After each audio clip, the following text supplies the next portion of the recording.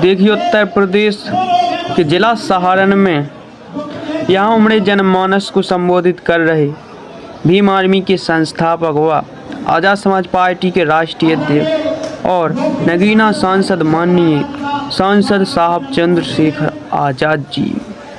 तो दोस्तों इस वीडियो को शेयर ज़्यादा से ज़्यादा करें और वीडियो को लाइक और चैनल को सब्सक्राइब और इस वीडियो के आप अंत तक जरूर बने रहें।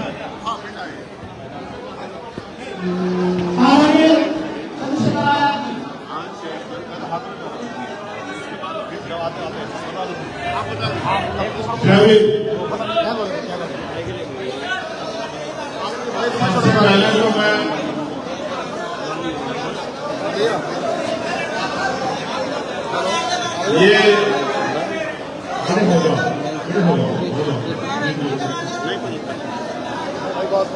सब कुछ है सहारनपुर में, बस अनुशासन को छोड़ना। और इसीलिए क्योंकि अनुशासन की है, इसीलिए राजनीतिक रूप से ताकतवर नहीं है लोग यहाँ। ये आप सबका काम है, इसके लिए किसी को कहने की जरूरत नहीं है। तो मैं आपसे आग्रह करूंगा, क्योंकि अभी बहुत लंबा कार्यक्रम है और पूर्व बिहार में तो जब ये बना था तब से हम लोगों का आना जाना है। यहाँ इस मंच के आसपास उपस्थित और इस कार्यक्रम के आयोजक सभी सम्मानित साथी और जिन महान हस्तियों ने जो आज इस दुनिया में नहीं है परिनिर्वाण प्राप्त कर गए हैं, जिन महान हस्तियों के संघर्ष है और ये सूची जो लगी हुई जिन्होंने इस बुद्ध विहार को बनाने में बहुत बड़ा योगदान दिया, ज्ञानचंद आजाद जी, श्रद्धेय रघुवीर सिंह घोष जी, मैं उन सबको भी आज इस ऐतिहासिक अवसर पर याद करता हूँ। साथ साथ हमारे भीम आर्मी के पुराने साथियों को जिन्होंने बहुत संघर्ष किया और यहाँ काम करने वाले हमारे कर्मचारी साथियों का भी मैं धन्यवाद करता हूँ। मैं आपके बीच दोबारा आऊंगा जब आपका कार्यक्रम होगा ना वो, तब मैं आपके बीच दोबारा आऊंगा। लेकिन मैंने आपसे कुछ कहा था, अगर आपको याद हो आपके कार्यक्रम में, कि हम नगीना लोकसभा 1.5 लाख से ज्यादा वोटों जीत रहे, कहा था नहीं कहा था, और जीते कि नहीं जीते।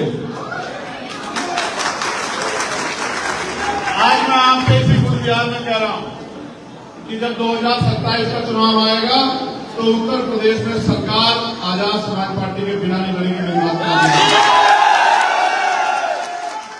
और वो दिन आएगा जिस दिन के लिए आपने एक पैसा जोड़ के अपने आशीर्वाद, सहयोग, संघर्ष से अपने भाई बेटे चंद्रशेखर को ताकत दी, वो दिन आएगा कि आपकी कलम में इतनी ताकत होगी कि लखनऊ में जो सरकार चलेगी वो सहारनपुर के लोगों के हाथ से चलेगी। मेरी बात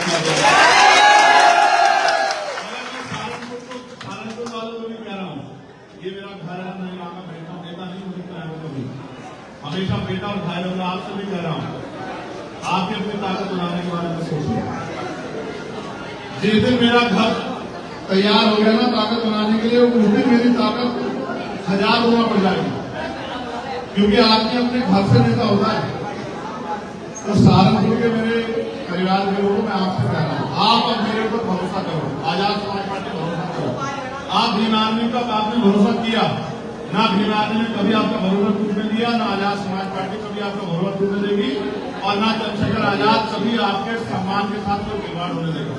मैं विश्वास से कहता हूँ कि माननीय काशीराम साहब और बाबा साहब अम्बेडकर का जो अधूरा सपना है वो हम लोग इसी सदी में आप लोगों के सहयोग से पूरा करेंगे कि वंचित वर्ग के लोगों का यही नहीं दिल्ली तक आ जाएगा। अभी भी पार्लियामेंट में रिजर्वेशन की वजह से 131 एमपी हैं एससी के, आपने कुछ को मौका नहीं मिला, कुछ को आपने सुना होगा, कोई कुछ बात करता है, कोई कुछ बात करता है, लेकिन हमारी कोई बात नहीं करता। मुझे जितना समय मिला मैंने देश के हर वंचित वर्ग को छूने का प्रयास किया कि उनकी समस्याओं के बाद, चाहे आशा कार्यकर्ता हो, चाहे आंगनबाड़ी बहनें हो, चाहे भोजन माता हो, चाहे सफाई कर्मचारी हो, चाहे पुलिस के साथी हो, चाहे होमगार्ड के साथी हो, चाहे रिजर्वेशन इन प्रमोशन में SC ST OBC के लिए मांग हो, चाहे निजी क्षेत्रों में आरक्षण की मांग हो, चाहे किसानों की समस्या हो, चाहे महिलाओं पर होने वाला उत्पीड़न हो, चाहे कोई और समस्या हो, मैंने सभी समस्याओं पर सरकार से सवाल पूछे। विश्वास करो, अभी तो एक चंद्रशेखर आजाद वहां है, जब अगले 5 साल बाद आपके आशीर्वाद से सैकड़ों चंद्रशेखर आजाद वहां पहुंचेंगे, तब आप देखना कि कोई इधर उधर की बात नहीं रहेगा, सब आपके अधिकारों की बात करेंगे। मैंने उनसे पूछा कि नौजवान पेपर लीक हो रहे, नौजवानों को रोजगार कहां से मिलेगा।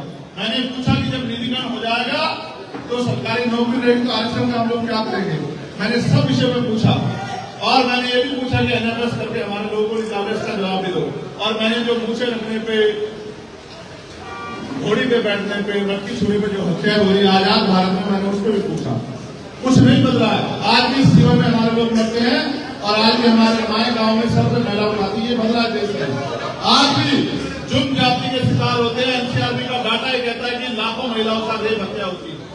ये भारत तब तक ऐतिहासिक भारत नहीं बनेगा, प्रभु भारत नहीं बनेगा, सम्राट अशोक के सपनों का भारत नहीं बनेगा, जब तक संविधान को मानने वाले असल लोग, वंचित वर्ग के वो लोग जो दर्द रखते हैं अपने दिल में, वो कुर्सियों में नहीं आके बैठेंगे। मैं आपसे आग्रह करूंगा कि अब आप अपना आशीर्वाद आजाद समाज पार्टी को दें। आपने पिछले आंदोलन को बहुत ताकत दी। अब मैं आपसे आग्रह करता हूँ मेरे पढ़े लिखे समाज के लोगों, जब आजाद समाज पार्टी नामक पेड़ आपके लिए तैयार हो गया, आपको छांव देने के लिए, फल देने के लिए, आपकी सेवा करने के लिए, फूल देने के लिए, तो आप इधर उधर मत भटको। अब आप आजाद समाज पार्टी की ताकत बढ़ाओ, जिससे जुल्म भी बंद हो, नए अवसर भी पैदा हो। मेरे पढ़े लिखे नौजवान भाई बेरोजगार घूम रहे हैं।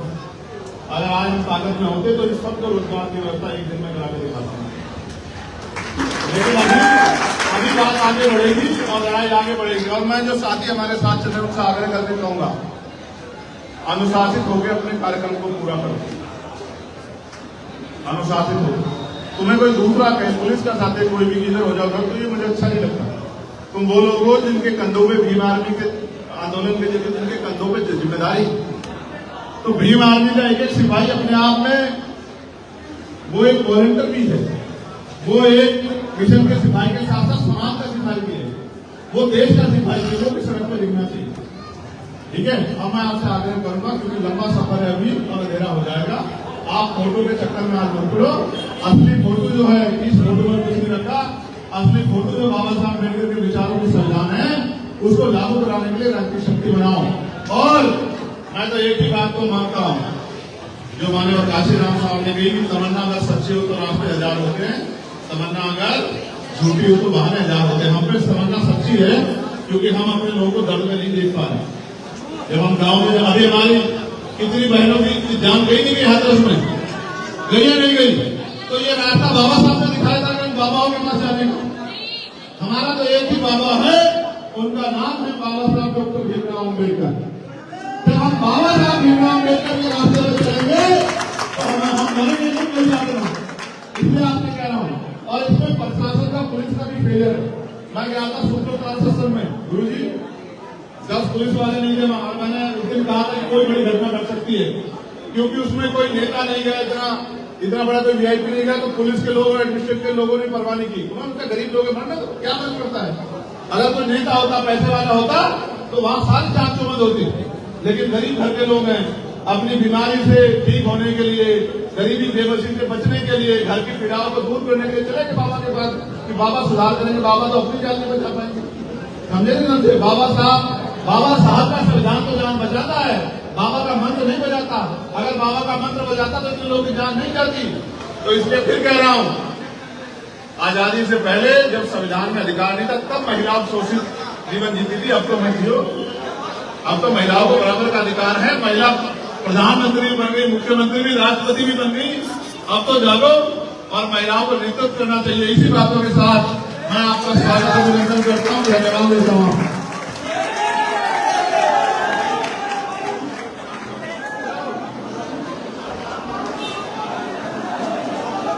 हम आपके